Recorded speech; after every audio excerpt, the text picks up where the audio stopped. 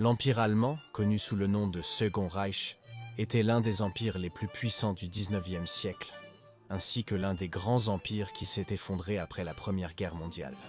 Mais avant de nous avancer, il serait bon de regarder les antécédents qui ont conduit à la formation de ce grand État. Tout d'abord, nous devons comprendre en gros l'histoire de la Prusse, qui était l'État le plus influent du nord du Saint-Empire romain germanique. À la chute de celui-ci, pendant les guerres napoléoniennes, la Confédération du Rhin a été créée, qui était un État satellite de Napoléon. Après la défaite française, la Confédération germanique a été créée en 1815, qui était l'union de 39 États allemands, tels que le Royaume de Bavière, le Royaume de Saxe, le Royaume de Hanovre, entre autres, qui jusqu'à ce moment-là étaient indépendants les uns des autres.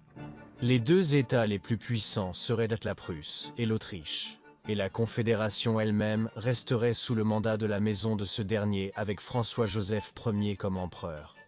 Bien que les deux États, l'Autriche et la Prusse, aient conclu une alliance unifiée pendant la guerre germano-danoise en 1864, les tensions n'ont pas tardé à apparaître et en 1866, la guerre austro-prussienne éclate, où les deux puissances forment une coalition d'États allemands qui se solde par la victoire des Prussiens. Cela mettrait fin à la Confédération germanique et à la création de la Confédération de l'Allemagne du Nord, qui serait l'unification des 22 États vainqueurs avec Guillaume Ier comme président et Otto von Bismarck comme chancelier.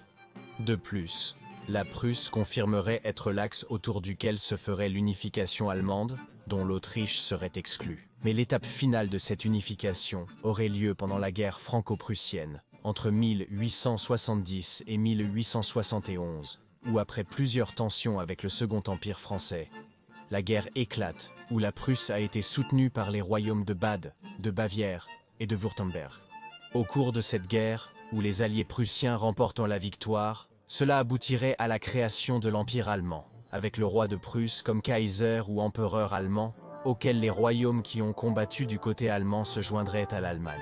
La proclamation de l'Empire a été faite au palais de Versailles, après avoir obtenu la remise de Napoléon III à Zidane.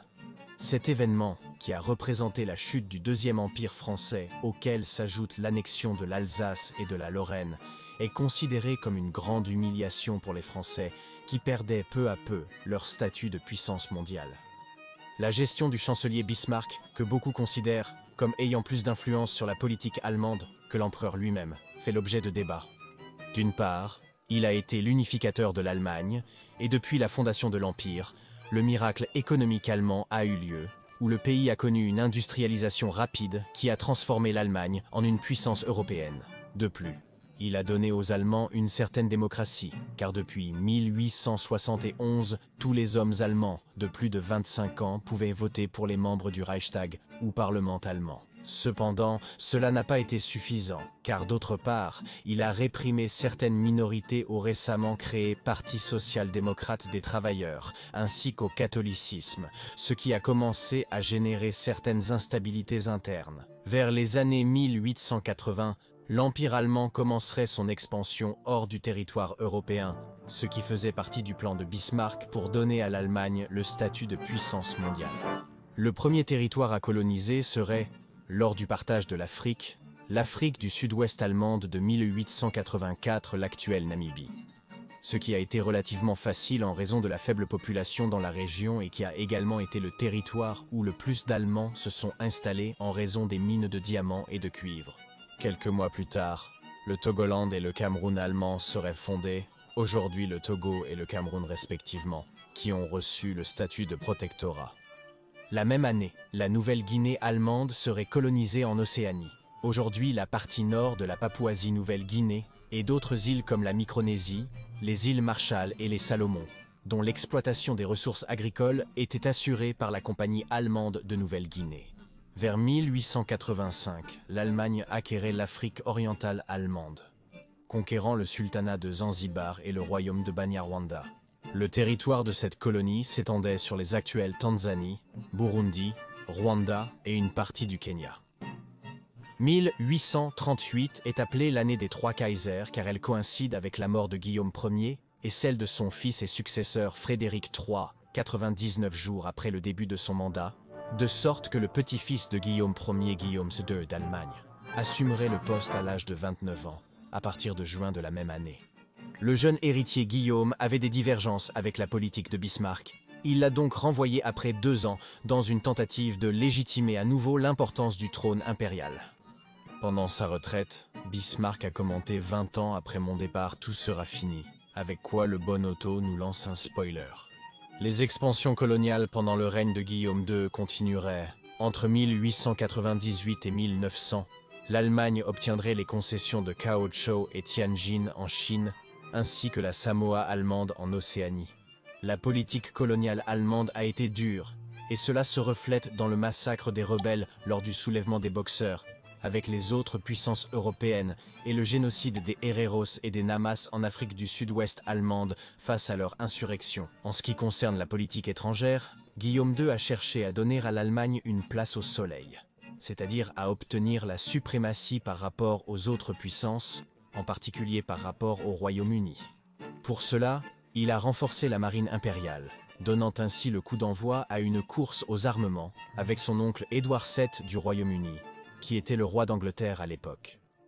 Cette course s'est accélérée lorsque, à partir de 1907, la Triple Entente est signée entre l'Empire russe, le Royaume-Uni et la France, qui serait la contrepartie de la Triple Alliance de 1882 signée entre l'Empire allemand, l'Empire austro-hongrois et l'Italie. Cela poserait les bases de quelque chose de catastrophique.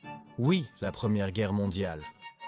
Guillaume II a été vu comme un empereur mégalo. Bien que divers groupes internes en Allemagne, comme le Parti social-démocrate, étaient contre la guerre, Guillaume se laisserait influencer par les hauts commandements militaires et les groupes du Reichstag qui soutenaient la guerre. C'est pourquoi, lors de la crise diplomatique de juillet 1914, après l'assassinat de l'archiduc d'Autriche, François-Ferdinand Prüm l'Allemagne montre son soutien inconditionnel à l'Autriche-Hongrie pour l'invasion de la Serbie. C'est pourquoi l'allié du pays slave, la Russie, déclare la guerre à l'Autriche-Hongrie, l'Allemagne à la Russie, et ainsi les alliances déjà établies seraient activées. La Première Guerre mondiale avait commencé. L'Empire ottoman rejoindrait la Triple Alliance et garderait des inimitiés avec l'Empire russe, et en 1915, la Bulgarie les rejoindrait. Cependant, l'Italie, supposée membre de la Triple Alliance, rejoindrait la Triple Entente en raison d'inimitiés avec l'Autriche-Hongrie et pour revendiquer certains territoires. Les Allemands pensaient que ce serait une guerre rapide, basée sur le plan schlesien, où ils attaqueraient la France après avoir envahi la Belgique neutre, puis se retourneraient et se mobiliseraient vers la Russie. Cependant, l'avancée n'a pas été aussi simple, et ils ont même été défaits lors de la première bataille de la Marne, ce qui a marqué le début d'une guerre de tranchées laborieuse où des milliers de soldats mourraient à cause des conditions de vie terribles et des maladies. L'inattendu de ce plan était que le front oriental s'est avéré beaucoup plus simple et qu'il a abouti à une victoire des puissances centrales contre une Russie mal armée et mal entraînée en 1917. Cela a provoqué la chute de l'Empire russe suite à la Révolution russe. En tant que leader des puissances centrales, l'Allemagne participerait sur les autres fronts. Dans les Balkans, où la guerre a commencé, malgré le soutien apporté à l'Autriche-Hongrie et à la Bulgarie, ils n'ont pas pu faire face aux alliés auxquels se sont joints les Grecs et les Roumains. En Afrique, un nouveau front s'ouvrirait, où les positions territoriales allemandes ont été facilement envahies, car elles étaient entourées par les alliés Royaume-Uni, Afrique du Sud, France, Belgique et Portugal. Quelque chose de similaire s'est produit en Extrême-Orient, où le Japon, l'Australie et la Nouvelle-Zélande occupent les colonies allemandes en Océanie et en Chine. L'Allemagne soutiendrait également les Ottomans au Moyen-Orient. Et malgré quelques victoires, comme à Gallipoli, ils n'ont pas pu empêcher la victoire alliée qui a abouti à la partition de l'Empire ottoman. L'autre allié de l'Allemagne, l'Autriche-Hongrie, finirait par tomber sur le front italien après la bataille de Vittorio Veneto. Et pour couronner le tout, le front occidental se compliquerait après l'entrée des États-Unis en 1917, à la suite du naufrage du RSM Lusitania par un sous-marin allemand, où 128 Américains ont perdu la vie. L'Allemagne se retrouvait de plus en plus sans alliés, en plus du fait que le peuple lui-même, fatigué de la guerre, s'est soulevé lors de la Révolution de novembre pour exiger la fin de la guerre. À cela s'ajoute que les désastreuses défaites à la Marne et l'offensive des 100 jours. L'Empire allemand se rendrait après la signature de l'armistice de Compiègne le 11 novembre 1918, ce qui signifierait la victoire des Alliés et l'abdication du Kaiser qui s'est enfui aux Pays-Bas. L'Empire allemand était tombé 20 ans après la mort de Bismarck, comme l'ancien chancelier l'avait prédit. Les accords de Compiègne seraient consacrés dans le traité de Versailles, après quoi l'Allemagne serait transformée en un gouvernement démocratique après la création de la République de Weimar, avec Friedrich Ebert comme premier président. De plus, elle a été forcée de céder de grands territoires, comme la restitution de l'Alsace-Lorraine à la France, la Prusse occidentale et Danzig à la récemment créée République polonaise, Eupen, et Malmedy à la Belgique. Quant à ses positions occidentales en Afrique, le Togoland et le Cameroun, il serait à diviser entre le Royaume-Uni et la France. L'Afrique orientale allemande serait partagée entre le Royaume-Uni et la Belgique, et l'Afrique du Sud-Ouest resterait sous souveraineté sud-africaine. Un phénomène similaire se produirait en Asie et en Océanie. La Nouvelle-Guinée allemande est passée sous tutelle britannique puis australienne, et les possessions chinoises, ainsi que les îles de la Polynésie, seraient partagées entre le Royaume-Uni et le Japon. Il convient de souligner que les propriétés privées seraient expropriées dans tous les territoires et colonies perdues. Parmi d'autres sanctions, l'Allemagne est contrainte de payer une lourde indemnité économique aux Alliés, de subir de fortes restrictions militaires et est également tenue pour principal responsable de la guerre. C'est-à-dire que les Allemands ont subi une terrible humiliation qui aiderait à nourrir une haine envers les Alliés, créant l'environnement parfait pour l'ascension d'Hitler et de l'Allemagne nazie quelques années plus tard, et la conséquente Seconde Guerre mondiale. Si vous avez aimé cette vidéo, n'oubliez pas de me soutenir avec un like, de laisser un commentaire et de vous abonner à ma chaîne pour rester informé de plus de contenu. À la prochaine!